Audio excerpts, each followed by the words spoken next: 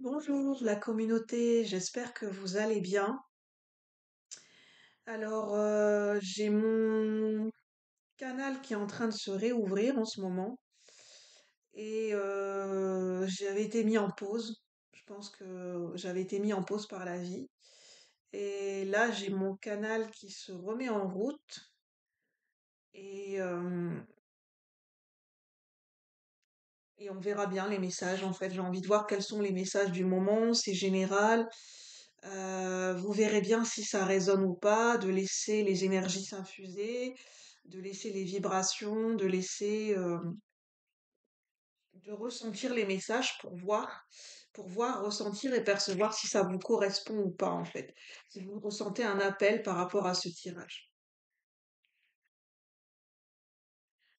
Donc, on va voir quels sont les messages du moment.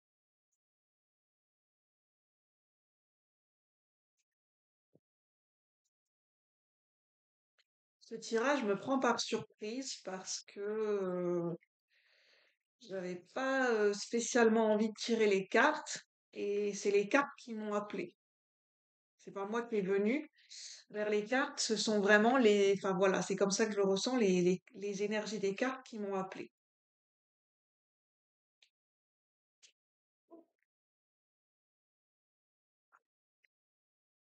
Alors, quels sont les messages du moment?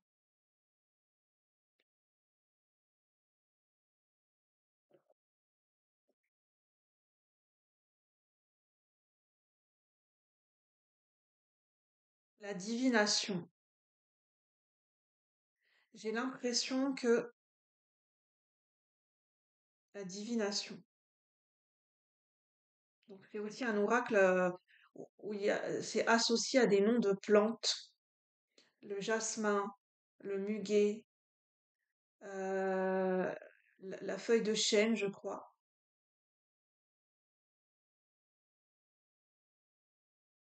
Willow, je sais plus ce que ça veut dire willow. Euh,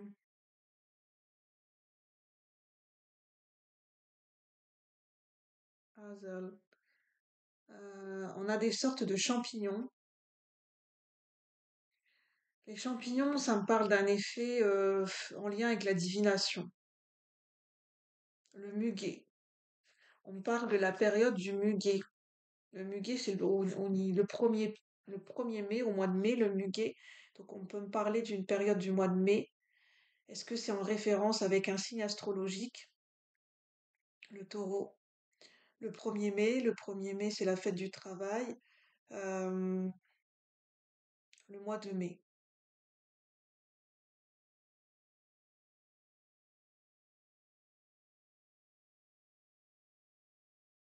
J'ai la luxure, on m'appelle sur le vin.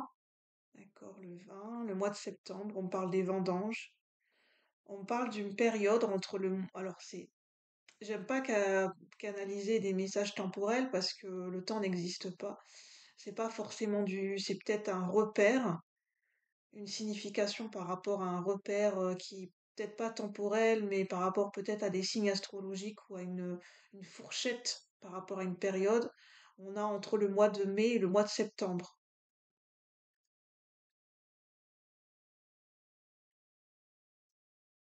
On parle de divination, de capacité de divination, de quelque chose qui vient vers nous et dont on ne peut pas lutter. Un appel que l'on ressent, une situation, une personne, quelque chose qui vient vers nous. C'est pas nous qui allons vers cette personne ou cette situation ou ses compétences ou ses capacités. Ce sont une situation, une personne ou des capacités qui viennent à nous. Et peut-être on voulait contrôler, on n'avait pas demandé, mais ça vient à nous.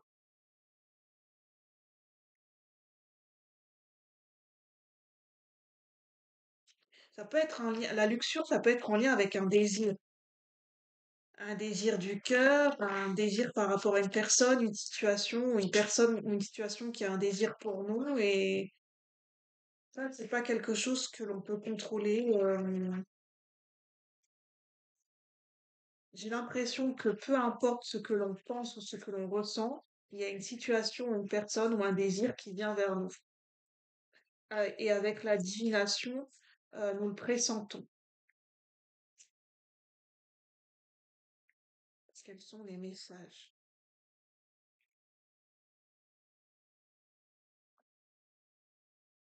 Je ressens, c'est comme si on bloquait une personne qui bloque les ressentis, qui bloque les émotions, qui bloque les messages de sa propre guidance, qui ne veut rien savoir d'une personne. C'est quelqu'un qui sent que le désir monte et les ressentis sont là, mais qui bloque, qui fait barrage. Et il sent que, enfin, si c'est pour vous ou une personne, que ça vient quand même, en fait. Même si on fait barrage, même si on... C'est comme si une personne ne voulait plus rien savoir de quelqu'un, et la vie le ramène toujours vers cette personne. C'est comme si on ne voulait plus rien savoir d'une situation, d'une personne ou d'un ancien travail ou d'une ancienne situation d'une ancienne ou de quelque chose qui nous correspondait avant et la vie nous ramène toujours vers ça en fait, qu'on le veuille ou non, même si on fait barrage. C'est comme un boomerang, quelque chose qui nous revient toujours en retour.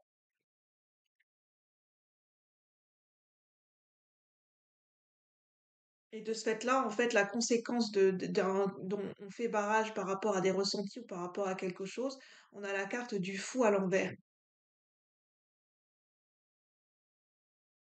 En fait, on bloque un nouveau départ, on bloque une nouvelle aventure, potentiellement en lien avec une activité ou un travail ou une passion. Et pourtant, chevalier de bâton, il y a bien...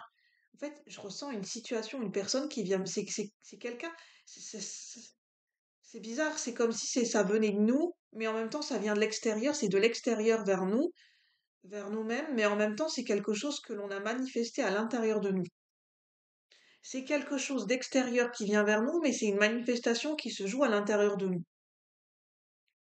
Il y a un miroir entre ce que l'on manifeste à l'intérieur de nous et une situation extérieure qui vient vers nous, ou une personne, par rapport à un vœu posé, l'expression d'un désir manifesté, qui s'ancre avec le 9 de coupe. On parle bien de manifestation avec le magicien. Il y a une manifestation qui est en cours, parce que nous l'avons manifesté, nous l'avons demandé si ça résonne. Et nous, en fait, non, on veut rester dans notre indépendance. On ne veut rien savoir du monde extérieur, on ne veut rien savoir d'une personne, on veut rester solo, indépendant, peut-être célibataire. J'ai des gens ici qui sont célibataires et qui luttent contre la rencontre d'une nouvelle personne, alors que inconsciemment ils l'ont manifesté. Ça coince. Ouais, on est dans notre grotte. Donc forcément, ça bloque le début d'une nouvelle aventure. Il y a une passion amoureuse, une passion pour une activité. Oui, on garde le contrôle avec la force. Et on essaye de fuir ses émotions. Soit nous, ou soit une personne en face essaye de fuir ses émotions. Mais c'est plus fort que lui avec le page d'épée parce que c'est quelqu'un qui est quand même à la recherche de vérité et de réponse. Donc, il est quand même lié à une situation, une personne, parce qu'il est à la recherche de sa propre vérité ou de réponse dans une situation. En lien avec une reine d'épée. Une reine d'épée, c'est une femme qui est veuve, divorcée, qui a des capacités de clairvoyance, de lucidité, ou une femme qui a de grandes responsabilités de décision dans sa vie professionnelle. Non, il y a un déni qui est posé. On ne veut rien savoir, donc on bloque des ressentis, on bloque des émotions, soit nous, soit une personne en face, parce qu'on ne veut rien savoir d'une situation, d'une personne ou d'un ancien travail.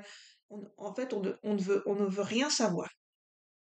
Et pourtant, la vie nous ramène toujours à quelque chose. Quel est le conseil ici par rapport à cette situation? Il y a de la tentation avec la lecture. Quel est le conseil? Le conseil, c'est de se laisser guider, c'est de se laisser aller à ses émotions, à la vie, et de petit à petit commencer à lâcher prise.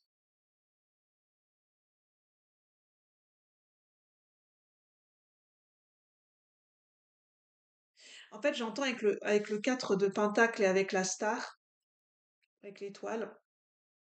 De toute façon, ce qui nous est destiné. Ce qui est nous, en fait, je sais pas comment expliquer.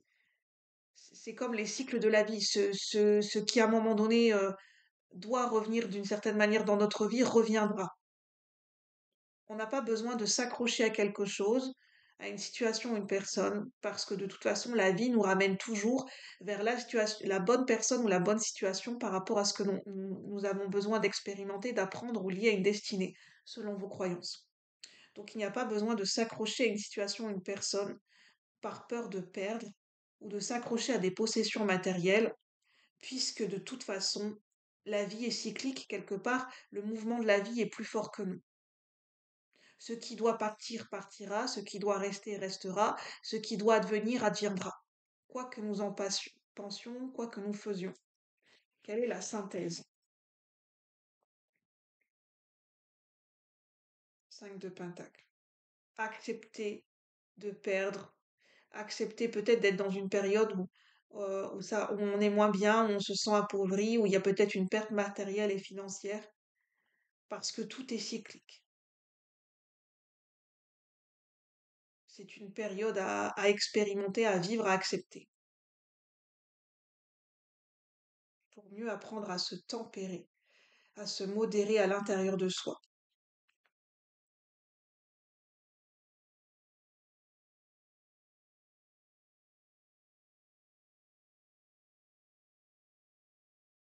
Pour gagner en stature avec le roi de Pentacle par la suite, au niveau matériel et financier. J'essaie vraiment accepter de perdre pour mieux gagner par la suite.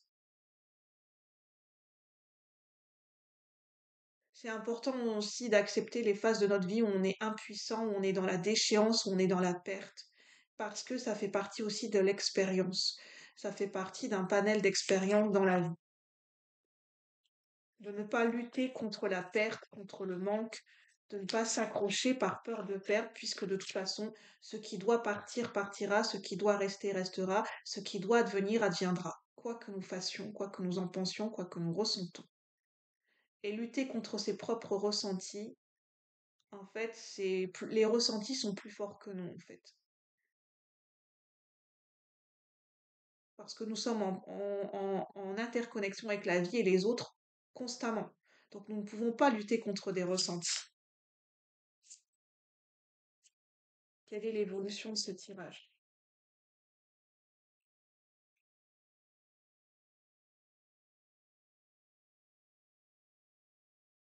Il y a une maturité qui est en train de se construire à l'intérieur de nous.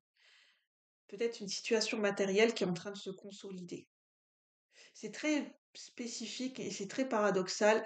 Vous construisez votre propre maturité émotionnelle, physique, matérielle et dans une situation et peut-être en lien avec une situation concrète en expérimentant la perte. Soit le sentiment de perte, soit le sentiment d'abandon, soit le sentiment de perte réelle.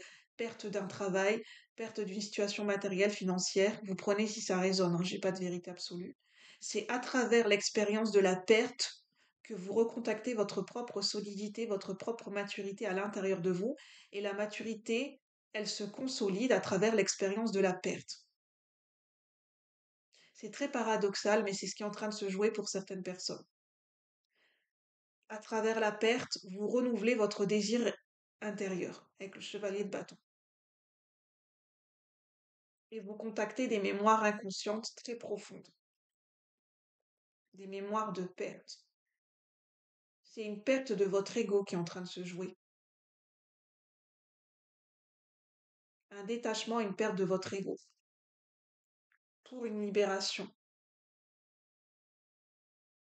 avec le jugement.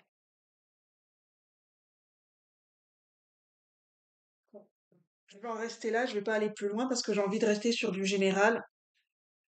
Je ne fais pas de guidance personnalisée sur YouTube. Sur YouTube, ce sont des guidances générales, donc je peux pas aller creuser, puisque vous êtes nombreux sur YouTube, je peux pas faire du cas par cas sur YouTube.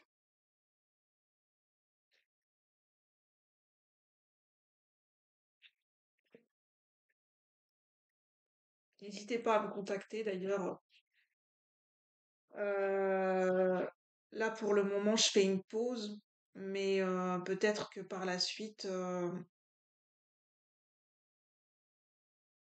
je vous le dirai quand je me sentirai disposée émotionnellement, mais voilà, en tout cas, j'ai mon adresse mail si vous avez des questions à me poser. Sur ma manière de fonctionner, c'est Julie la sensible tout attaché à gmail.com. Et puis j'ai mon compte Instagram julie.faeri12 et j'ai la chaîne également. Vous pouvez me poster des commentaires si vous avez des questions par rapport à moi-même et sur la chaîne. Sur ce, je vous souhaite une bonne journée et je vous dis à bientôt peut-être quand je le sentirai pour de nouveaux tirages. Merci la communauté.